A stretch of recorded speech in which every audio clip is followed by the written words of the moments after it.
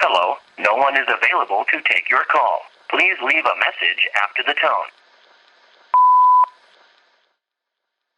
So I'm not entirely sure, exactly how to talk about this or what to say on this, but I'll give you like a general interpretation. I don't know. I would say that climate change is terrifying and is horrifying. And generally it's hard for me to kind of separate my own devastation about the entire project from my intention at all to work against it.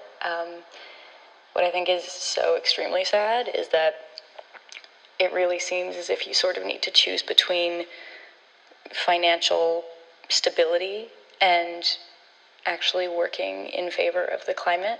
I think it makes it almost impossible to simultaneously engage with like deconstructing climate narratives and also exist as a human being and actually support yourself and your family or whatever you're doing. I feel like over like the past year or like 2 years, I've really been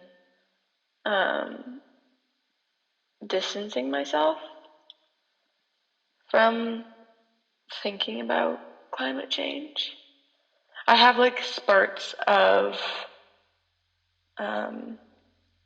panic or motivation to do something and feel like there is a change that can be made, like within my power.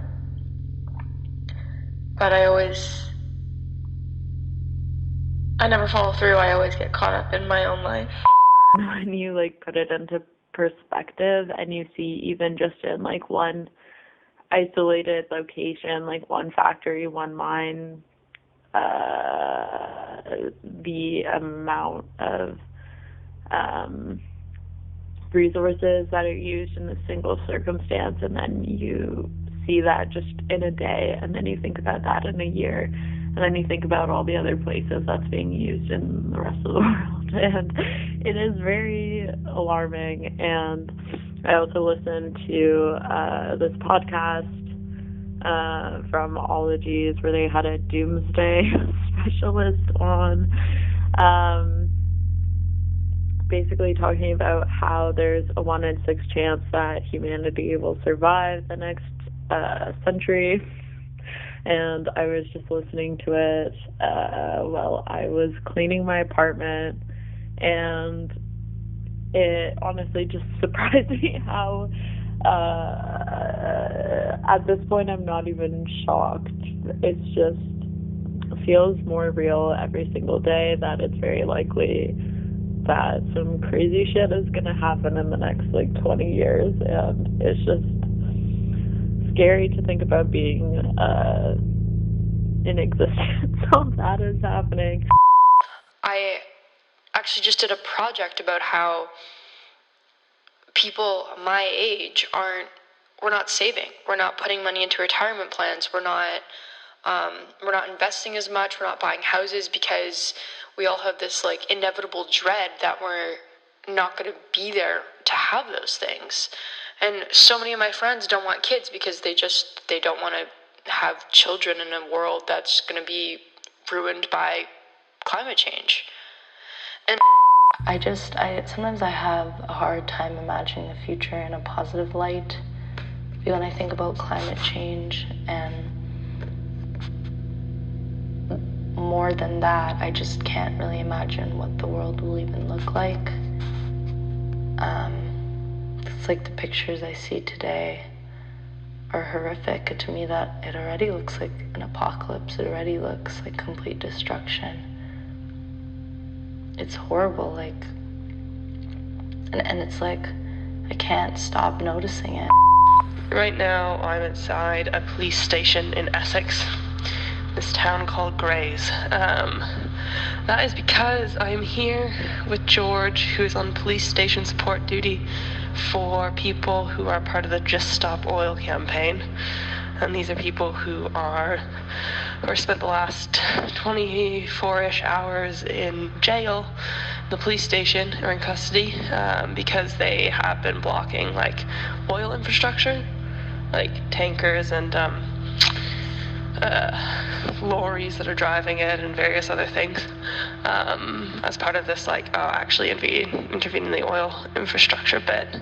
It's been interesting to listen to them talk about their own climate doom and the bits of like disillusionment with the world that I also feel and the bits that I don't feel, or changes, I guess. I think when George first started doing the talks, he was like really disappointed with the extreme language that were sort of used in them and like misusing of stats and stuff, like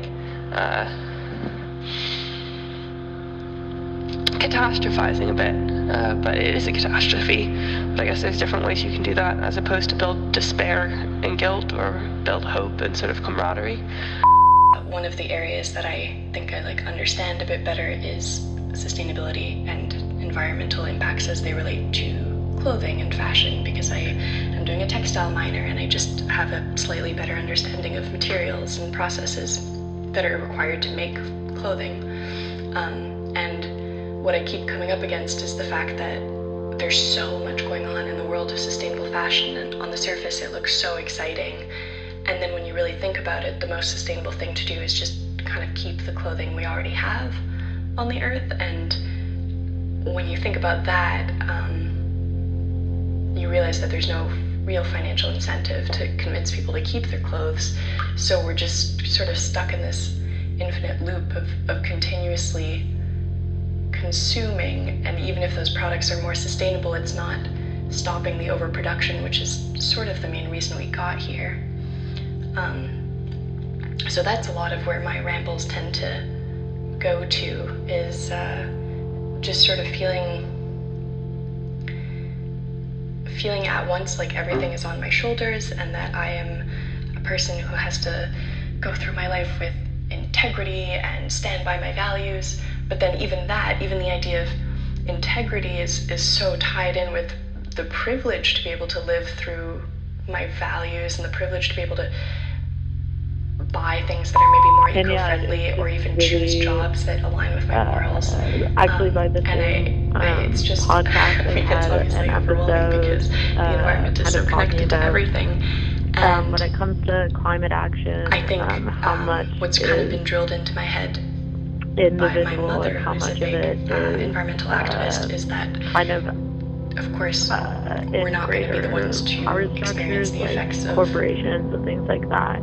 Climate change first, right? It's going to be people on the coast, and I think it becomes then a very selfish act in my mind to not consider the environment in my decisions. But it's something I try and but do. then, of course, like everyone, as much as I can certain in my things own that life, there's also just do so much responsibility on the end of coffee and not even bigger than us, and it's about the really, fact that really, it's like really disposable cup, difficult and not to honestly, I get feel like that annoyed with the cafe disappointed that they had. And it's so sad because everyone around me thinks that, oh, yes, just do these small little actions and, you know, it could change your future. But it's no longer about that. It's about the huge companies and the giant corporations, all the fossil fuels that are just being dumped onto our planet, and we can't do shit about it.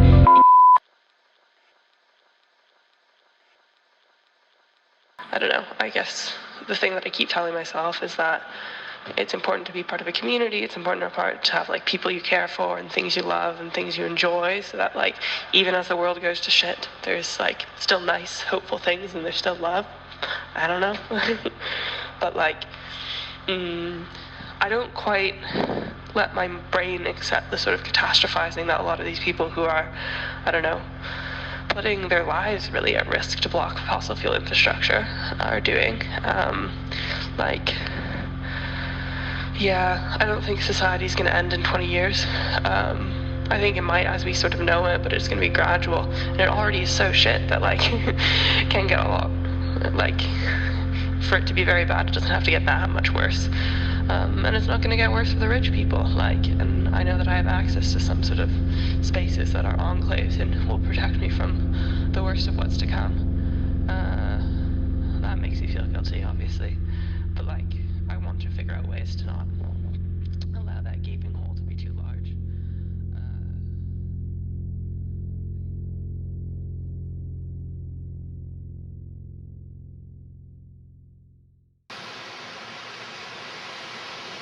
What's changed?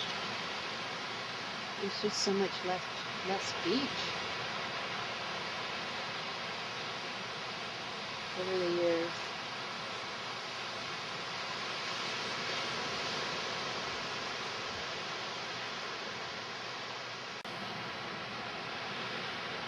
Ah!